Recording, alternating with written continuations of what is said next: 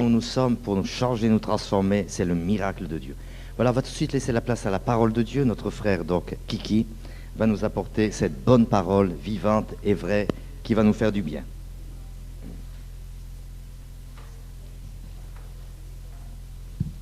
Gloire au Seigneur Jésus-Christ. Je vous salue à tous au nom du Seigneur Jésus-Christ. La grâce et la paix de Dieu soient manifestées au milieu de vous. Cet après-midi, nous avons la présence du Seigneur au milieu de nous, puisqu'il est dit dans la parole de Dieu, comme je disais ce matin, 2 ou 3 réunis en son nom, Christ est présent. Et vous savez, ici, moi et mon frère, tout à l'heure, il a donné son témoignage, nous sommes venus prêcher l'Évangile, et aujourd'hui, il y a une assemblée, je crois, un peu plus de 100 personnes. Et tout cela, bien entendu, grâce au Seigneur Jésus-Christ, mais aussi parce que Dieu a mis dans le cœur de notre frère Ovassi, parce qu'il nous prêtait la salle, parce que durant nous étions ici à Toulon, on n'avait pas de salle, on n'avait pas de lieu, de culte pour prêcher l'Évangile. Et durant, je crois, un an, ou quelque chose comme cela, le frère Ovassi nous a prêté cette salle pour prêcher la parole de Dieu aux Gitans pendant 2 fois par semaine, durant une année. Et Dieu s'est manifesté, et aujourd'hui, bien entendu, nous avons une salle magnifique à Toulon, et dont nous prêchons l'Évangile et la parole de Dieu.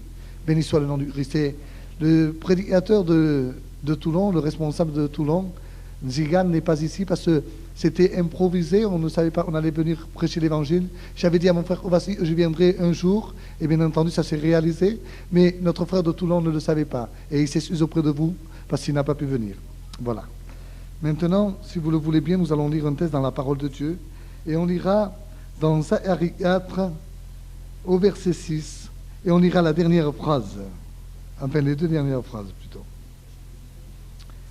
Et il est dit ceci: c'est ni par la puissance, ni par la force, mais par mon esprit, dit l'Éternel des armées. Amen. Nous allons le relire si vous le voulez bien. Ce n'est ni par la puissance, ni par la force, mais c'est par mon esprit, dit l'Éternel des armées. Sans aller plus loin, nous allons demander la bénédiction au Seigneur, afin qu'il puisse se manifester cet après-midi dans chacun d'entre nous. Il y a des personnes qui n'ont peut-être pas encore fait l'expérience avec le Seigneur. C'est la grande occasion, le moment favorable où tu peux faire la connaissance avec Dieu cet après-midi. Sans aller plus loin, nous prions le Seigneur. Notre Dieu, notre Père éternel, oh mais je te demande, Seigneur, de purifier mon cœur, mon âme, mon esprit, mon être tout entier, afin que je sois pur et saint devant toi, Seigneur. Enlève de moi tout ce qui est charnel, Seigneur. Et la chair se taise maintenant. Et que ta parole, Seigneur, est libre à ce, Seigneur, de pénétrer dans les cœurs, dans les vies, de transformer, de changer, de régénérer, de donner la vie au nom de Jésus-Christ. Et les ténèbres s'écartent. Et les démons soient liés, Seigneur. Et les puissances du mal, Seigneur, s'éloignent au nom de Jésus-Christ. Et que ta parole est libre à ce maintenant, Seigneur, de changer, de transformer les vies au nom de Jésus-Christ, c'est mon Père. Maintenant, manifeste-toi, Seigneur. Amen. Amen. Ce n'est ni par la puissance, ni par la force, mais c'est par mon esprit, dit l'Éternel des armées. C'est ni par la puissance, ni par la force d'un homme, et cet après-midi, tu peux être changé. Ce n'est ni par la puissance, ni par la force d'un homme, et tu peux être transformé, mais simplement par l'Esprit de Dieu. Amen. Parce que c'est l'esprit qui convainc de péché, de jugement et de justice. Vous avez vu ces hommes cet après-midi, ils ont témoigné librement parce que Dieu les a transformés, parce que Dieu les a changés. Mais un homme ne pouvait pas les transformer. Au mieux, je me rappelle, ses parents ont essayé de le transformer. Ils ont essayé de le changer. Ils ont même changé de lieu différemment, mais sans avoir de résultat. Moi aussi, je me souviens, j'étais dans le monde et je vivais aussi à Marseille, dont j'habite aujourd'hui encore. Et mes parents ont essayé de me transformer, ils ont essayé de me changer sans avoir de résultat. Ils usaient de force, ils usaient de puissance. Ils me disaient, aujourd'hui tu ne sortiras pas, rends-moi les clés de la voiture. Et moi je leur donnais les clés de la voiture, j'obéissais, mais je prenais un taxi et je partais. Et vous savez, je omettais le mal, même mes parents voulaient s'opposer, je n'arrivais pas à m'y faire à leur proposition. Pour quelle raison ? Parce que j'étais dans le péché. Un homme ne pouvait pas me changer. Un homme ne pouvait pas me transformer. Et cet après-midi, personne ne peut transformer une autre personne, si ce n'est l'Esprit de Dieu. Parce que la parole de Dieu dira, ce n'est ni par la puissance, ni par la force, mais simplement par l'Esprit de Dieu. Et un jour, ma mère est tombée malade. Et bien entendu, je suis allé à une réunion. Et il est venu un homme et il s'est mis à prêcher l'Évangile. Il s'est mis à proclamer le Christ. Il s'est mis à annoncer l'amour du Seigneur.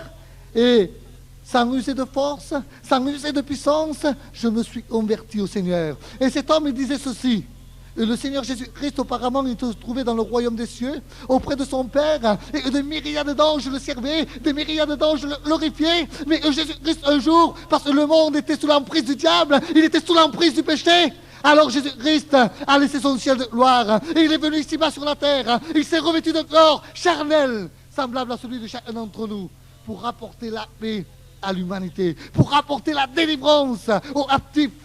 Béni soit le nom de l'Éternel. La parole de Dieu nous dit, mes amis, que Jésus-Christ se trouvait dans son ciel de gloire, mais il n'a pas regardé ce qu'on allait faire avec lui. Il n'a pas regardé qu'on allait le maltraiter, le persécuter. Mais cet homme disait, il a laissé son ciel de gloire et il est descendu ici-bas sur la terre pour payer le prix de la rémission de notre péché. Et au mien, lorsque cet homme était en train de prêcher, de proclamer l'amour de Dieu, j'ai pu comprendre, Christ était mon sauveur, Christ était mon libérateur, Christ est celui qui a payé le prix de la dette de mon péché. Béni soit le nom de l'Éternel. Et alors, cet homme disait, Jésus-Christ est venu apporter la paix dans le monde. La parole de Dieu nous dira, là où Jésus-Christ est passé, des prodiges et des miracles se sont manifestés. Les paralytiques marchaient, les muets parlaient, les aveugles retrouvaient la vue. Et Jésus-Christ mettait la paix dans les foyers. Béni soit le nom de l'Éternel. Il mettait la paix dans les foyers. Et pour son remerciement, mes amis, les hommes, ils vont le crucifier. Voilà le résultat du remerciement de l'être humain vis-à-vis de Dieu. La parole de Dieu dira, Dieu a tant aimé le monde, il a donné son Fils. Afin qu'on croise en lui ne périsse point, mais il est la vie éternelle. Et les hommes vont crucifier le Seigneur. Oh, le Seigneur lui-même l'avait annoncé à ses disciples. Car il est dit que les pharisiens cherchaient une occasion de chute pour le crucifier. Et Jésus-Christ a pu dire une soirée à ses disciples, aujourd'hui je serai pour vous une occasion de chute. Car il est riche, je frapperai le berger et les brebis seront dispersées. Jésus-Christ, bien entendu, il parlait de sa mort et il parlait aussi de sa résurrection. Béni soit le nom de l'Éternel. Alors la parole de Dieu nous dira, dans la nuit, il était dans le jardin de Gethsémani avec ses disciples et il a appelé Pierre et les deux fils de Zébédée avec lui. Il a dit, allons prier. Et alors la parole de Dieu nous dira, Jésus-Christ s'est avancé et il s'est mis devant l'Éternel Dieu, devant son Père. Et il a fait cette prière, Père, si tu pourrais éloigner de moi cette houppe, toutefois non pas selon ma volonté, mais selon la tienne. Et bien des personnes croient que Jésus-Christ a eu une faiblesse, mais Jésus-Christ n'a pas eu de faiblesse. Parce que Jésus-Christ est devenu obéissant et obéissant jusqu'à la mort. Et il était dans l'obligation de demander la permission à son Père. Il disait, Père, si tu pourrais éloigner de moi cette houppe, mais toutefois, non pas ma volonté, mais la tienne. Parce que si Jésus-Christ aurait voulu prendre la houppe de lui-même, il n'aurait pas obéi au Père, il n'aurait pas été sous l'autorité du Père, il ne serait pas venu faire la volonté du Père, mais la sienne. Alors Jésus-Christ a voulu obéir à la volonté du Père céleste, en disant ces paroles, Père, si tu pourrais éloigner cette houppe, selon ma volonté, mais selon la tienne. Béni soit le nom du Christ. Et alors la parole de Dieu nous dira, mes amis, après avoir dit ces paroles, il va revenir vers ses disciples, et il va trouver ses disciples endormis, et il va leur dire, est-ce que vous n'auriez pas pu veiller, ne serait-ce une heure avec moi? Et alors, au même moment, le Seigneur va dire, le temps s'approche où je vais être livré entre les mains des hommes pécheurs, et au même moment, la parole de Dieu nous dira, Judas Arios, avec les hommes et les souverains sacrificateurs, vont se rapprocher du jardin de Gethsémani.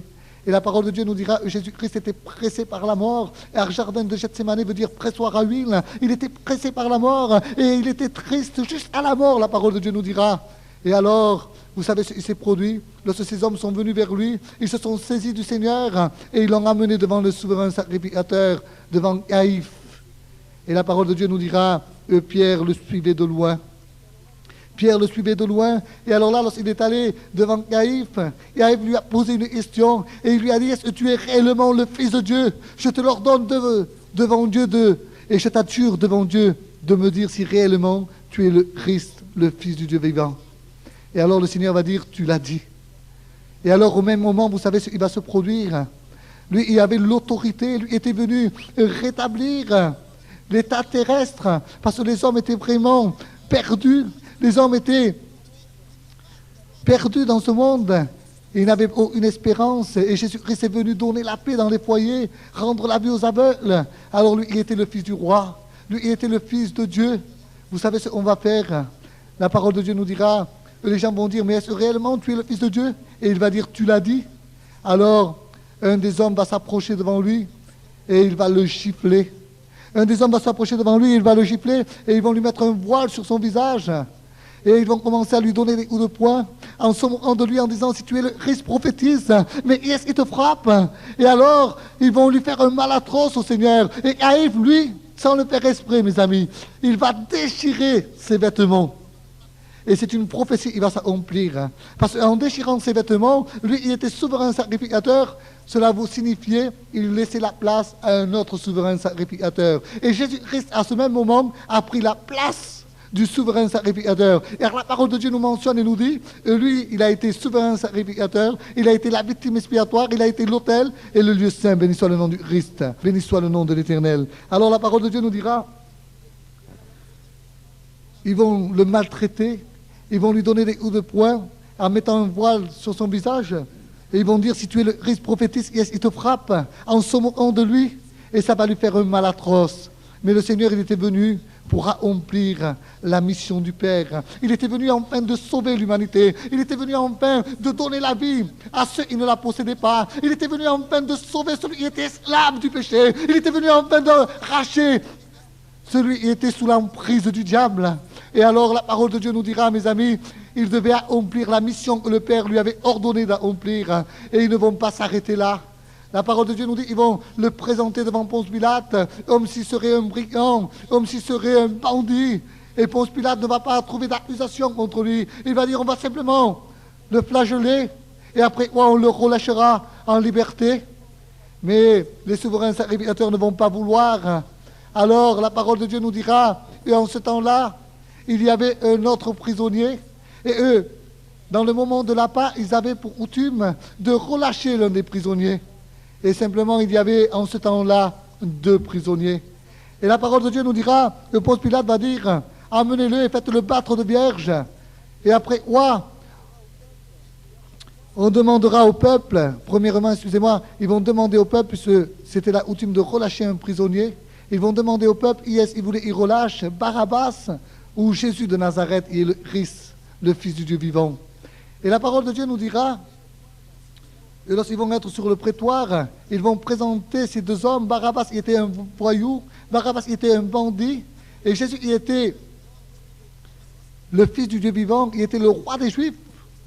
Alors, ils vont faire choisir le peuple. Et alors, la Bible nous dit, et lorsqu'ils vont faire choisir le peuple, Ponce Pilate va dire, et voulez-vous que je vous relâche Jésus de Nazareth, il se dit roi des Juifs, ou voulez-vous que je vous relâche Barabbas? Il est un bandit, il est un brigand. Et le peuple va crier, relâche-nous, Barabbas. Et alors Ponce Pilate va dire, mais que ferai-je de Jésus? Il soit crucifié. Béni soit le nom de l'Éternel. Il soit crucifié. Mes amis, ce sont des mots et des paroles pesantes. Mais là, nous avons une image. Jésus-Christ va prendre la place de l'homme pécheur. Vous savez, et cet après-midi, il prend ta place pour être crucifié à ta place. Parce que c'était toi, il devait être crucifié. Mais il a pris ta place. Lorsque le frère Antoine donnait son témoignage, vous savez, Jésus a pris la place de l'homme pécheur. Il s'est donné lui-même en sacrifice pour la rémission de son péché. Et c'était Antoine, il devait être crucifié. Mais parce que Jésus-Christ a pris sa place, il est devenu la victime expiatoire, il est devenu le substitut. Antoine a été affranchi, béni soit le nom de l'Éternel. Et son péché a été purifié par le sang de Jésus. Alors là, nous voyons vraiment, il y a une belle image, parce que Jésus, il était saint, il était pur, il était sans péché, a pris la place de Barabbas. C'est-à-dire qu'on va relâcher Barabbas et on va crucifier le maître. Et la parole de Dieu nous dira, et Ponce Pilate va dire aux Romains de le flageller. Et la Bible nous dira, mes amis, que les Romains vont se moquer de lui. Ils vont premièrement le fouetter, la Bible nous dira, avec un fouet romain. Et le fouet romain, il a des lanières de corde ou des lanières de cuir, mais au bout de ces lanières, il y a des morceaux d'os, des morceaux de fer. Et la Bible nous dit, mes amis, ils vont fouetter le dos du Seigneur. Et alors, à chaque fois que ces lanières vont pénétrer dans le dos du Seigneur, ces morceaux d'os et ces morceaux de fer vont rentrer dans la chair du Seigneur. Et lorsqu'on va retirer, ça va lui faire un mal atroce parce que ça va lui arracher les morceaux. Et la parole de Dieu dira dans le psaume que son dos a été comme labouré à cause de nos péchés, à cause de nos transgressions, à cause de nos iniquités. Son dos a été comme labouré, dira la parole de Dieu. Et alors, mes amis, la parole de Dieu nous dira, ils ne vont pas s'arrêter là. Un des Romains va dire, mais à un roi, il lui faut une couronne. Et il va aller lui tresser une couronne d'épines. Et je ne sais pas si vous le savez, mais la plus petite des épines en Israël, elle mesure 5 cm. Et la plus grande, elle mesure 15 cm. Je ne sais pas quelle épine on a mis dans le front du Seigneur, mais la plus petite, elle fait déjà 5 cm. Et alors, on lui a placé cette couronne d'épines sur le front du Seigneur. Et un soldat romain est venu, avec un roseau à la main, et il lui a mis dans la main du Seigneur. Et il a dit, on va le revêtir de manteau écarlate. Et ils l'ont revêtu de manteau écarlate en disant, il était le roi. Parce que l'écarlate signifie la royauté. Et alors ils ont mis ce roseau à la main du Seigneur. Ensuite, l'un d'eux a pris ce roseau et il a dit, mais cette couronne n'est pas assez enfoncée. Et il a commencé à taper sur la tête du Seigneur. Et ses épines ont commencé à s'enfoncer dans le front du Seigneur. Et ça lui faisait un mal atroce. Il souffrait, mais il devait supporter pour chacun d'entre nous, afin que nous soyons cet après-midi dans la maison de Dieu et que nous puissions le glorifier tous ensemble. Il savait que cet après-midi, ce dimanche, mes amis, 1er du mois, il savait que cette prédication devait être annoncée. Il savait qu'on devait prêcher l'évangile dans cette salle du pont du Las. Alors, il devait supporter la conséquence du péché. Parce que la parole de Dieu dira, il est devenu le péché de l'humanité. Et le châtiment qui nous donne la paix est retombé sur lui. Béni soit le nom du Christ. Alors, la parole de Dieu nous dira, mes amis, ce soldat romain a commencé à taper sur sa tête, sur la couronne d'épines. Et cette couronne a commencé à s'enfoncer. Et après quoi, mes amis, le sang giclait, ça lui faisait un mal atroce. Après quoi, ils l'ont dévêtu et lui ont remis ses vêtements. Et les soldats romains se moquaient de lui en disant, il est le roi des Juifs. Et alors, ils vont lui donner une croix à porter. Ils vont lui donner une croix à porter jusqu'au mont Golgotha. Et le Seigneur Jésus-Christ, il va se chercher de cette croix. Et au mien, dans ce chemin, il va tomber. Au mien, dans ce chemin, il va se relever. Il va penser à chacun d'entre nous. Il va dire, il faut que je sauve le peuple de Toulon. Il faut que je donne la délivrance. Il faut qu'il soit sauvé totalement. Oh, le Seigneur, il pensait à chacun d'entre nous individuellement. Et il disait, il faut que je sauve ces âmes. Elles sont perdues. Elles sont sous l'emprise du diable. Il faut qu'elles soient sauvées. Alors, combien de fois il tombait sur ce chemin, mais combien de fois il se relevait et il marchait, et il marchait. Et lorsqu'il est arrivé sur le mont Golgotha, la parole de Dieu nous dira, mes amis, Jésus-Christ, on l'a mis par terre et on a commencé à louer sa première main. Et chaque coup de marteau, il tapait sur ce loup. Et il s'enfonçait dans la main du Seigneur Jésus-Christ. Et chaque goutte de sang qui tombait à terre, c'était pour la rémission de ton péché. C'était pour la tête de ton péché. Alors, mes amis, on lui a loué la deuxième main. On lui a loué ses pieds. Et dans ces temps-là, mes amis, on faisait des trous et on mettait la croix comme cela. Et alors on mettait des cordes sur la croix, afin de relever la croix. Et la croix tombe sur le trou. Et alors, lorsqu'on a relevé ces cordes, avec ces cordes, on a relevé la croix, et la croix est tombée dans ce trou. La croix s'est relevée et le Seigneur, avec tout son poids, s'est avancé en avant. Et ça lui a déchiré la chair. Ça lui faisait un mal atroce. Mais le plus important, mes amis, c'est que le Seigneur était abandonné du Père. Parce que le péché, mes amis, c'était Jésus-Christ, il l'a porté jusqu'au bois de la croix. Et la parole de Dieu nous dira, le châtiment qui nous donne la paix est retombé sur lui. Alors tout le châtiment de Dieu était retombé sur lui. Et alors, la parole de Dieu nous dira, Jésus-Christ a pu dire ceci, Élie, Élie, lama sabachthani. Il veut dire, mon Dieu, pourquoi m'as-tu abandonné? Et après quoi il a dit, j'ai soif. J'ai soif.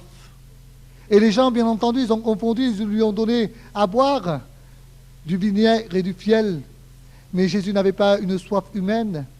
Il avait soif de la communion avec son Père. Parce que pour la première fois, il était abandonné de l'humanité entière, du Père et du Saint-Esprit. Et alors il souffrait atrocement sur cette croix et il payait la conséquence de l'homme pécheur.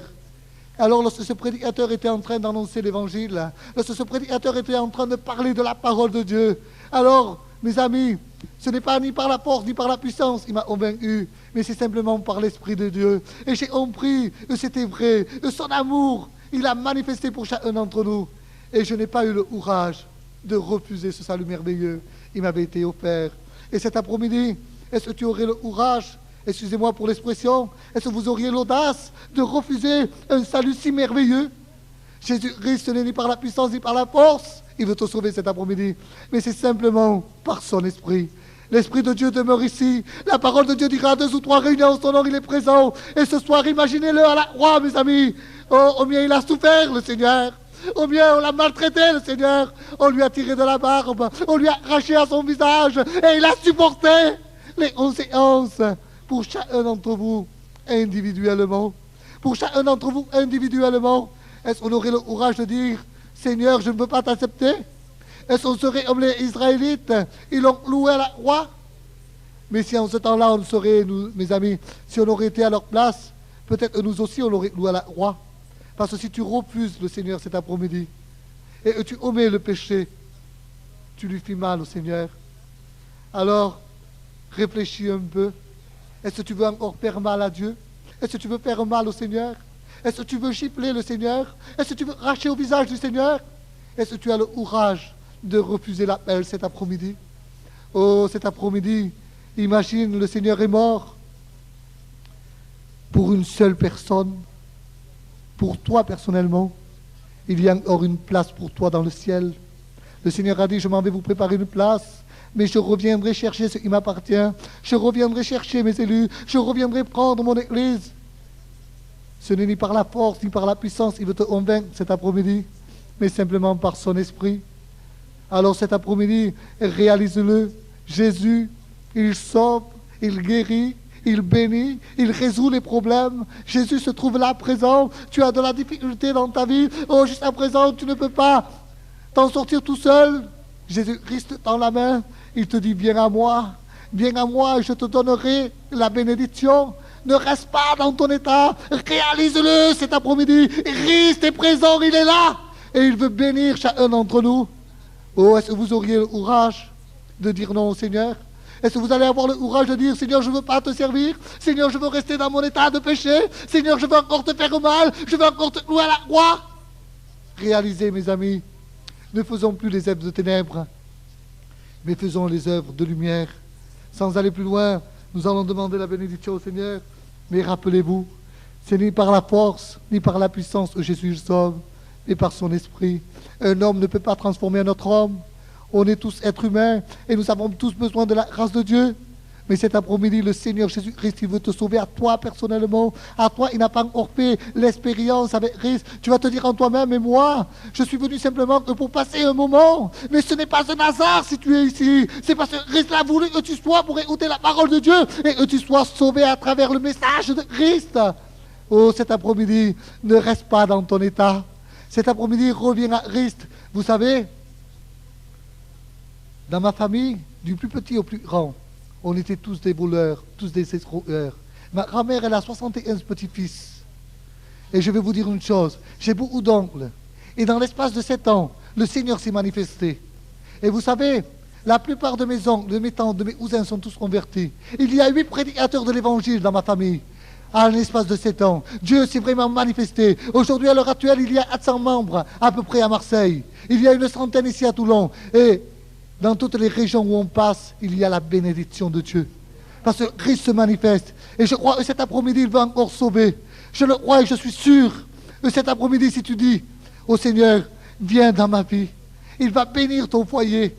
Vous savez, auparavant, comme disait mon frère tout à l'heure, Antoine, auparavant, nos parents étaient toujours dans le tracas. Ils avaient peur qu'il nous arrive quelque chose parce qu'on était toujours dans le monde en train de faire les 400 coups.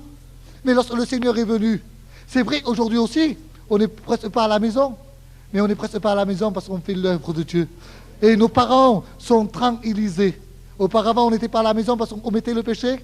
Aujourd'hui, on n'est presque plus à la maison parce qu'on prêche l'évangile. Mais une chose est certaine, mes amis. Le Seigneur, il vient avec nous, mais il reste aussi avec nos parents. Et le Seigneur, il nous garde parce qu'on est ses enfants. Alors, si tu veux t'associer à la famille de Dieu, sans aller plus loin, nous allons courber nos têtes. Nous allons fermer nos yeux. Ce n'est ni par la porte, ni par la puissance, mais par l'Esprit de l'Éternel. Et tu peux être changé cet après-midi. Oh, lorsque ce prédicateur le disait, j'ai été ému de compassion pour le Seigneur. Et je me suis dit, Seigneur, je te servirai maintenant. Je serai fidèle jusqu'au jour de la mort. Alors maintenant, sans aller plus loin, Pour toutes les personnes qui n'ont pas encore fait l'expérience avec le Seigneur, donnez-vous à Christ. Levez vos mains, je vais prier pour vous. Et Dieu te bénisse. Et Dieu te bénisse. Et Dieu te bénisse. Et Dieu te bénisse. Cet après-midi, que les murailles puissent tomber. Que les liens puissent être coupés. Que les chaînes du péché puissent être brisées. Et que la parole de Dieu est libérée. Oh, le diable, on l'a servi jusqu'à maintenant. Maintenant, on ne veut plus te servir, on veut servir Jésus-Christ. Parce que c'est lui, il s'est donné à la croix du Calvaire. Restez avec les mains levées, s'il vous plaît. Je vais prier. S'il y a d'autres personnes, ils lèvent leurs mains. S'il y a d'autres personnes, ils lèvent leurs mains. Que Dieu vous bénisse. Que Dieu vous bénisse. Je vais vous demander, s'il vous plaît, de vous lever à vos places. Levez-vous à vos places sans honte. Levez-vous à vos places. Béni soit le nom du Seigneur. Laissons parler l'Esprit à nos cœurs. S'il y a d'autres personnes, ils se lèvent à leur place. Je vais demander, s'il vous plaît, de venir ici devant. De venir devant l'estrade, s'il vous plaît.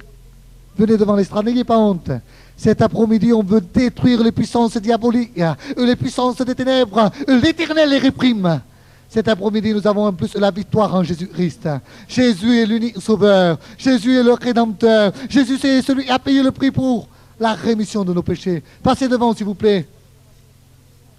Tous ceux qui veulent offrir leur cœur à Dieu, passez devant. Nous allons prier tous ensemble par imposition des mains, afin de faire l'œuvre de l'Éternel. Et que les puissances de ténèbres reculent maintenant. Que les démons soient liés, amen. Et que vous puissiez recevoir la consécration et la présence de l'Esprit. S'il y a d'autres personnes, ils viennent se joindre à nous, s'il vous plaît.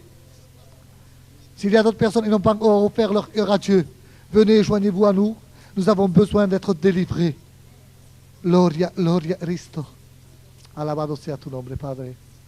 S'il y a d'autres personnes maintenant, avant qu'il soit trop tard, ils se lèvent à leur place et ils viennent ici, nous allons prier tous ensemble. Avant de prier avec les frères par imposition des mains, nous allons faire une prière tous ensemble et vous allez répéter après moi. Seigneur Jésus-Christ, je te demande pardon. Répétez avec moi à haute voix, mes frères, n'ayez pas honte. Du Seigneur Jésus-Christ, il ne faut pas avoir honte. Il faut le servir jusqu'à la fin. Amen. Seigneur Jésus-Christ, je te demande pardon. Pardonne mes offenses et mes péchés. Rentre dans mon cœur, Jésus. Oh Seigneur, lave-moi par ton sang précieux. Prépare-moi une place dans le royaume des cieux. Et mon nom soit inscrit dans le livre de vie, Seigneur. Afin que je t'appartienne. Gloria a ton nombre. Restez là, nous allons prier par imposition des mains avec les frères.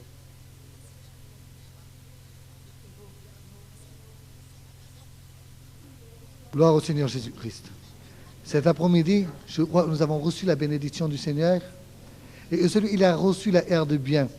Et alors tous ceux qui se sont rapprochés ont reçu un vêtement blanc. Et il faut prendre garde de ne pas le tacher. Et alors le Seigneur reviendra bientôt prendre ses élus. Et chacun d'entre nous, c'est ma prière cet après-midi. Et des âmes s'approchent et se donnent au Seigneur davantage. Et nous soyons tous prêts pour le jour de l'avènement du Fils de l'homme. Et cet après-midi, nous allons aussi prier pour les problèmes et pour les malades. Et si vous le croyez réellement, Jésus peut guérir.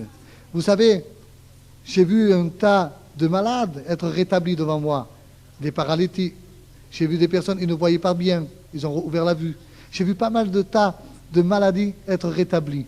Et premièrement, si toute ma famille est sauvée aujourd'hui, ou presque toute ma famille, c'est parce que ma mère, un jour, elle avait un cancer.